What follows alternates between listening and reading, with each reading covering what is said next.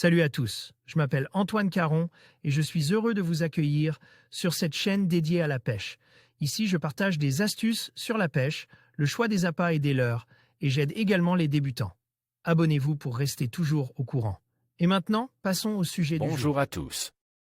Dans cette vidéo, je vais vous parler de la 18e édition de la Coupe de la Haute-Loire, qui touche à sa fin. Nous allons plonger dans les moments forts de cette compétition de pêche à la mouche, découvrir les techniques des participants et partager les émotions des derniers instants. Restez avec moi pour revivre ensemble cette aventure passionnante et voir qui remporte le titre cette année. C'est parti. Être dans les temps en retournant vers les berges du plan d'eau, la concentration est à son paroxysme, nonobstant les vapeurs emmagasinées pendant le repas. Chaque équipe établit son plan de bataille pour gravir les échelons. En fonction de son propre classement, mais aussi en tenant compte de celui des autres binômes.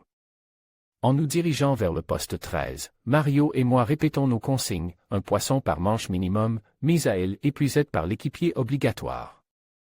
C'est reparti. 45 minutes pour prendre un poisson, cela peut paraître très long quand nous n'avons pas de touche, ou trop court quand la nervosité s'empare du pêcheur. Au bout d'une bonne demi-heure, suivant à la lettre le conseil de Mario, en ralentissant au maximum la récupération, je prends le poisson. Ouf!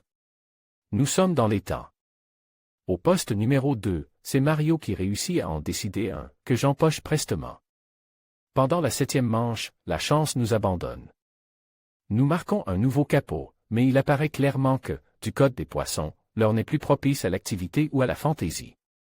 L'aiguille tourne 8e et dernière manche, ultime chance de garder notre place du matin.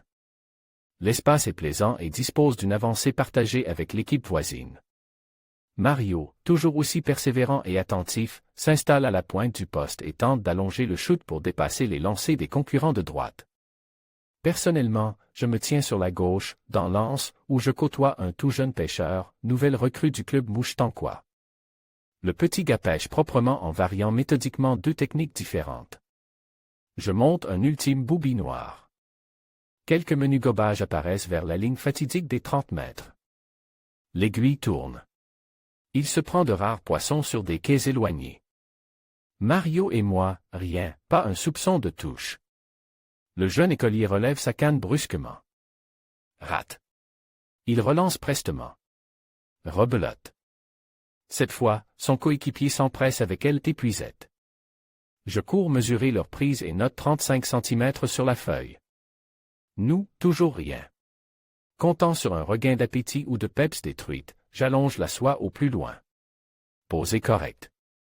Même s'il ne nous reste que quelques minutes, je m'applique à ramener le booby en tricotant la soie imperceptiblement. Mais, relevant la canne en fin de lift, déception. La mouche est emmêlée dans le bas de ligne et se trouve ridiculement suspendue en haut de la canne. D'un geste machinal, j'approche la main de la pointe du sion pour la libérer, quand, comme détaché par une main invisible, le booby glisse et tombe à l'eau. La canne en l'air, je reprends le contact, mais très bizarrement, le fil est accroché par le fond. Non, je ne suis pas pris dans une racine, le fil se déplace. Je relève mollement la bannière, en opposant une légère résistance. Un gardon peut-être. Mon cœur bat la chamade. Au comble de l'incrédulité, je tente de brider le poisson, car c'en est un. Revenu de ma surprise, j'alerte Mario, qui tout à fait cessante, retire ses mouches de l'eau. Enjambant les cannes à mouches que nous avions négligemment étalées au bord de l'étang, il brandit la grande épuisette et s'apprête à la mettre à l'eau. Le combat n'est pas fulgurant, mais comprenant qu'il s'agit là du poisson synonyme de victoire, je le traite avec la plus grande mansuétude. La première tentative d'épuistage échouait lamentablement, le poisson effectuant une volte-face imprévue. Ce qui ne manque pas de déclencher l'hilarité des compétiteurs environnants. Invective auquel nous répondons allègrement par un « yes ». Retentissant quand enfin la truite se trouve emmaillotée. Je rends la liberté à cette prise miraculeuse pendant que notre voisin contrôleur biffe notre feuille. Dans la minute qui suit, la corne sonne la fin des hostilités. Alors, dans un élan confraternel, Mario et moi, nous gratifions d'une belle accolade. Une belle victoire et une mauvaise nouvelle, c'est ainsi que nous avons gagné la 18e Coupe de la Haute-Loire, d'une très courte tête, puisque nous avons cumulé 62 points place contre 66 pour nos poursuivants. et avec elle, la prime de 100 € allouée au vainqueur. Les bras encombrent de l'eau et du volumineux trophée sculpte, grand sourire et casquette déportée, nous avons pause pour la postérité. Sous les applaudissements et les félicitations des amis pêcheurs. Après le dernier galopin de bière, nous sommes partis en mode défilé, à grand renfort de coups de klaxon. Enfin, seuls dans la voiture, nous savourâmes pleinement notre réussite, tu vois, Mario, je le pressentais, ce coup-là. Nous avons passé une belle journée et nous avons remboursé l'inscription. Je te dois 5 €. Tu peux les garder. Non, non, non, les bons comptes font. Un mois plus tard, alors que je pêchais du code de Tansé, Nicolas, le fils de Mario, m'a téléphoné. La gorge sèche et le timbre sourd, il m'annonçait le décès de son père, victime la veille au soir d'un infarctus foudroyant. Je me suis laissé glisser dans l'herbe froide et j'ai pleuré. Et voilà, nous arrivons à la fin de cette 18e édition de la Coupe de la Haute-Loire, consacrée à la compétition mouche. Nous avons vu des performances exceptionnelles, des moments de tension et de camaraderie entre les participants.